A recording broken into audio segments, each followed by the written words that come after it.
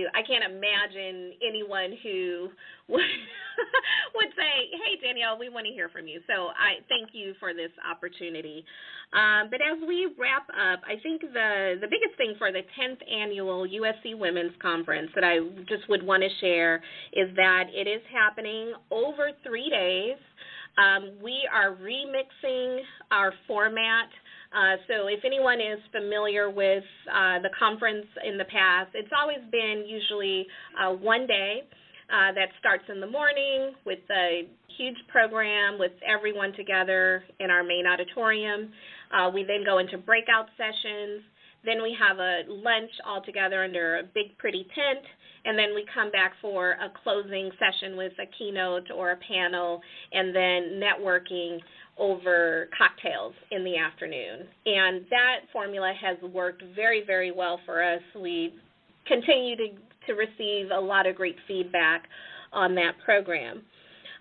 With the 10th annual, I feel that we have this wonderful and unique opportunity that we want to capitalize on. And so we're looking at creating an experience that, as I shared, would go across the 3 days, starting with a Thursday night VIP networking session. That would include all of our speakers from the conference who are able to join us, and then other high-profile alumni women, USC women, parents, and some students.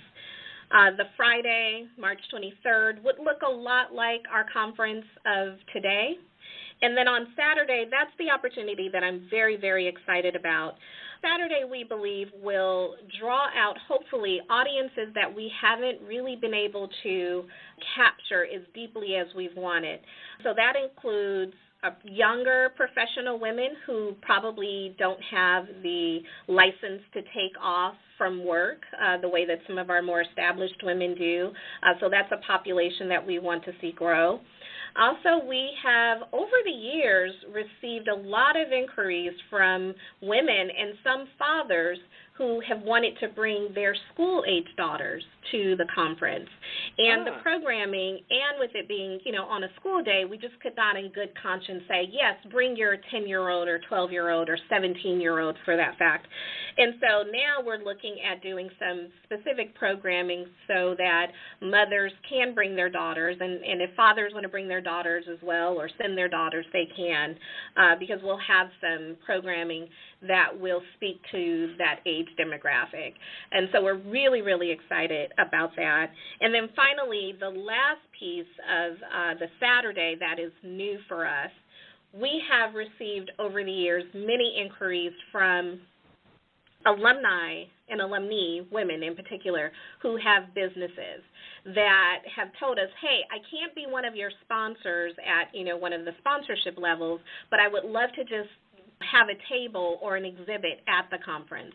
And so from that feedback, we are creating an expo this year where Trojan-owned businesses, particularly women-owned businesses, will be able to participate.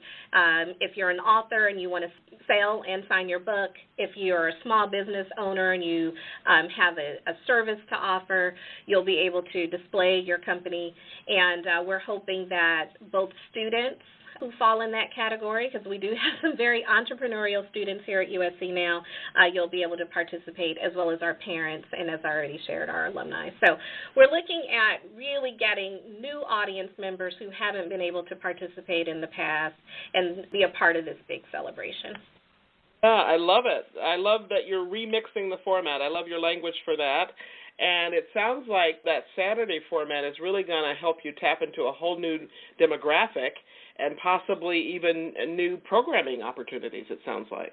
Absolutely, yes. We're really, really thrilled about it. So more information will be coming out by December, definitely by January. And to your point, yes, Gloria, we want people who have not been able to participate before to come out and have a reason to come out. Or if they participated in the early years and haven't been back, we want to see them back. Absolutely. Well, thank you so much, Danielle. Is it okay to share your personal contact information? How would you like for people to know more about the conference, number one? And I see that there's a conference address here on my notes, but is there also a way that you maybe could welcome people to be in touch with you personally as well? Yes, absolutely. If anyone has any questions about the conference, they can definitely go to our website, womensconference.usc.edu. You can also follow us on Facebook and Instagram, which is at USC Women's Conference. And then just for me personally, if anyone ever has any questions or if there are any Trojans listening, hey, fight on, you can always contact me here at the Alumni Association. My email is harveyD@usc.edu. And then also, I don't do a lot on Twitter. I do more on Instagram, but both of my handles are at Danny Eliza Harvey, which is a combination of my first name, middle name, and last name. Hey, great. Well, thank you again so much, Danielle, for all that you're doing for University of Southern California. Fight on, yes, and all that you have shared with our listeners today. We have listeners all over the planet, and I know that you're going to add a lot of value to them and inspire them, so thank you again for being my guest. And sadly, I have to say goodbye, but I would love to have you back another time, maybe sometime in 2018 when you're not so busy. Absolutely. I'd love to do it, and thank you so much, Gloria, for the opportunity. Fight on to all my Trojans, and love you so much. I can't tell you enough. Okay. Thank you. You have a good rest of your day. Wow. Great conversation. Thanks again to Danielle Harvey Stinson for being my guest. If you'd like to learn more about Danielle's work, or, as she mentioned during today's conversation, if you want to contact her directly about programming or services that she offers through USC, you can reach out to her directly via this email address. That's Harvey, HARVEYD, HarveyD, @usc.edu. Or on Instagram or Twitter, you can find Danielle using the @ Danielle Liza Harvey. Let me spell it out. DANIELIZAHARVEY.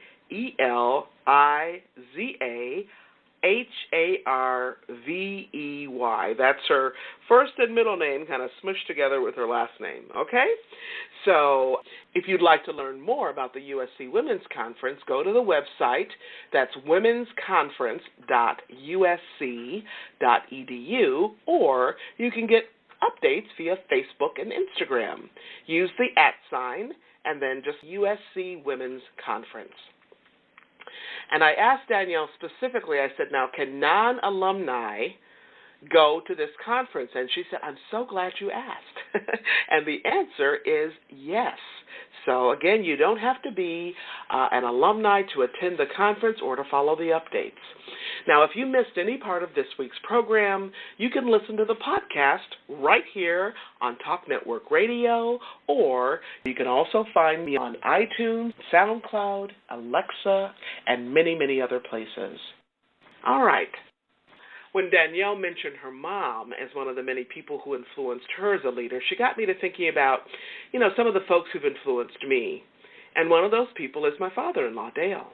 He's a humble, generous, gracious, and very kind person. And I'd say he's a real gentleman. I know we don't hear that term too much anymore, which is too bad, isn't it? But he is a real wonderful, wonderful person and a gentleman. So, who are some of the leaders in your life? Who are the people who've encouraged you, who've lifted you up, who've inspired you, who've influenced you? Who poured life into you when you were young?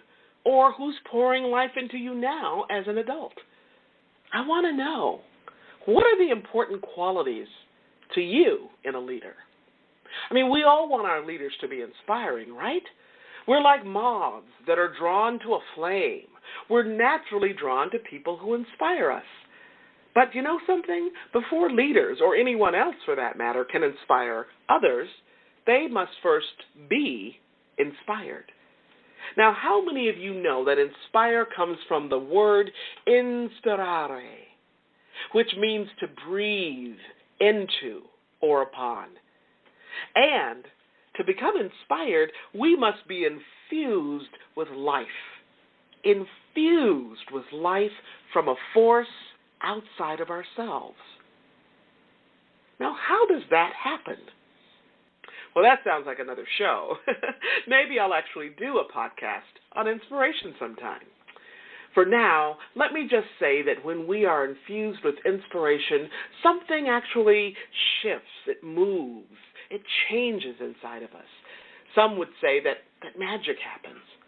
I say that the impact might be magical, but there is nothing magical about it. It really is about being open, being an open channel, a conduit for the divine, a channel for God to breathe into us. Picasso speaks about this. Beethoven also. Michelangelo. And so many other artists speak about this. On a recent trip to Tuscany, which, by the way, my guest Danielle had a hand in making that trip happen as part of her role with Alumni Relations at USC, on that trip to Tuscany, I was part of a USC women's alumni group and their friends, right? So anyway, on that trip, I had the great fortune to once again witness Michelangelo's artistry. I remember standing at the base of his magnificent sculpture of David. I was positively transfixed, and I was transported to another realm, another place. Now, you have to realize that this sculpture of David is of David as a young man. But this young man, this youth, is about to duke it out with the mighty giant Goliath. This amazing statue of David is 14 and a half feet tall.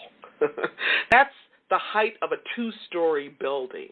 And that doesn't even include the base, okay, which is about 3 feet high. So we're really talking about a statue that's about 2.5 stories tall. So I'm standing there at the base, at the foot of the statue, right? And I'm in heaven. I'm just positively transported. Forget about the bee's nest, the dozens of other people buzzing around me. I mean, tons of folks were there, just like me, to admire this absolutely astounding work of art. They're shooting videos and posing for selfies. I mean, you get the picture, right? In the midst of this sea of humanity, I had this amazing epiphany, this wonderful aha. And I realized at that moment that the task of the artist and the task of the leader is actually one and the same thing. And just what is that? I thought you'd never ask, right? So the task is to release our resistance. To release our resistance, which means to simply surrender. To surrender to what wants to be born in us and through us. To simply surrender to what wants to be born in and through our marriages, our relationships with our kids, our friendships, our communities, in and through our teams at work and in our organizations. Now, Danielle spoke about her creativity in her own work. Wow. I mean, creativity is such a powerful force. If we let it, if we surrender to it, creativity can actually be a powerful and an amazing ally. If we just open our hearts and minds and souls. Creativity can be an ally, a resource to help guide and support us in how we live and in how we lead, at home, at work, and in any area of our lives, every single day, 365, 24/7. Now, why is that? Well, because how you live is how you lead. In fact, how we live is how we really show up in every aspect of our lives. Amen? Amen. Now, if you happen to miss any part of this week's broadcast, or if you missed last week's show, you can listen to the program at your convenience. You can even listen to it on the go, right? Check us out at www.wsc.edu